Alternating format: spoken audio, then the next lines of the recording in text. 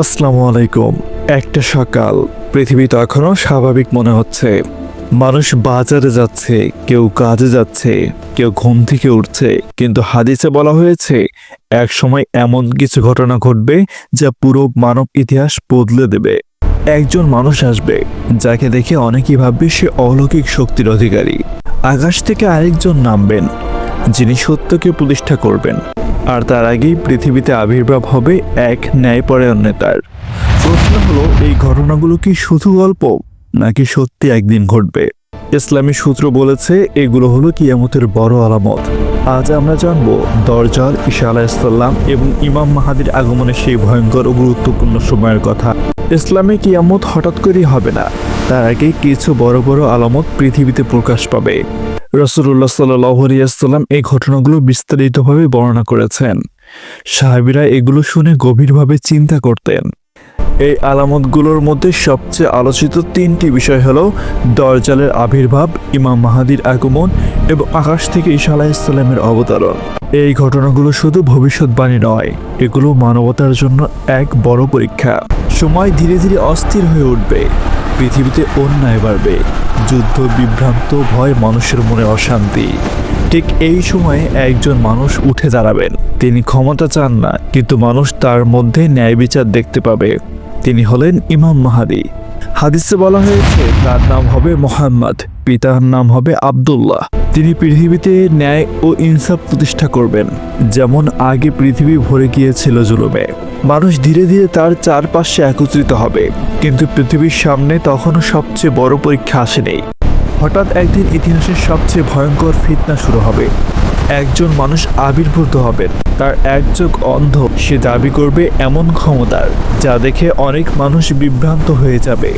সে বৃষ্টি নামানোর মতো ঘটনা দেখাবে, খাদ্যের প্রাচুর্য দেখাবে, মৃত্যুর মতো পরীক্ষাও দেখাবে। এই মানুষটি হলো দজ্জাল। রাসূলুল্লাহ সাল্লাল্লাহু আলাইহি ওয়াসাল্লাম বলেছেন, আদম আলাইহিস সালাম থেকে কিয়ামত পর্যন্ত দজ্জালের ফিতনার চেয়ে বড় ফিতনা আর নেই। অনেক মানুষ তার ফাঁদে পড়বে, কিন্তু মুমিনেরা তাকে চিনে ফেলবে। তার কপালে লেখা থাকবে কাফির। পৃথিবী তখন আতঙ্কে ভরা, মুমিনেরা আশ্রয় নেবে, দোয়া করবে।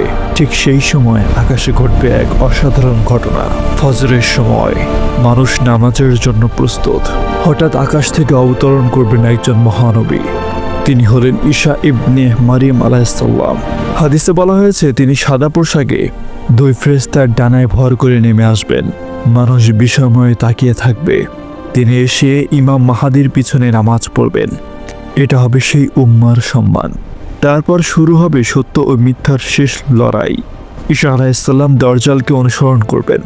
দজ্জাল পালাতে চেষ্টা করবেন। শেষ পর্যন্ত এক স্থানে, লুদ নামক এলাকায়, দজ্জালের সমাপ্তি ঘটবে। মিথ্যার শক্তি ভেঙে পড়বে, মানুষ স্বস্তির নিঃশ্বাস ফেলবে। পৃথিবীতে শান্তির সময় শুরু হবে। ভাবুন সেই মুহূর্তটা, যে দজ্জাল পৃথিবীকে ভয় আর বিভ্রান্তিতে ভরিয়ে দিয়েছিল, সে দাঁড়িয়ে আছে তার শেষ মুহূর্তে। ঈসা আলাইহিসসালামের সামনে এগিয়ে যাচ্ছেন। সত্য ধীরে ধীরে মিথ্যার দিকে এগিয়ে যাচ্ছে। তারপর সবকিছু শেষ হয়ে যাবে। দজ্জালের ফিতনা শেষ, পৃথিবী আবার শান্তির দিকে ফিরতে শুরু করবে। এটা শুধু এক যুদ্ধের সমাপ্তি নয়, এটা সত্যের বিজয়।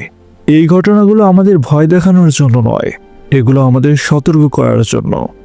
রাসূলুল্লাহ সাল্লাল্লাহু আলাইহি ওয়াসাল্লাম সাহাবীদের বলতেন দজ্জালের ফিতনা থেকে আল্লাহর কাছে আশ্রয় চাইতে, কারণ সবচেয়ে বড় শক্তি হলো ঈমান।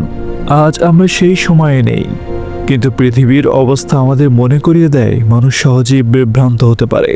তাই আমাদের প্রস্তুতি কি? সঠিক জ্ঞান, মজবুত ঈমান, আল্লাহর উপর ভরসা।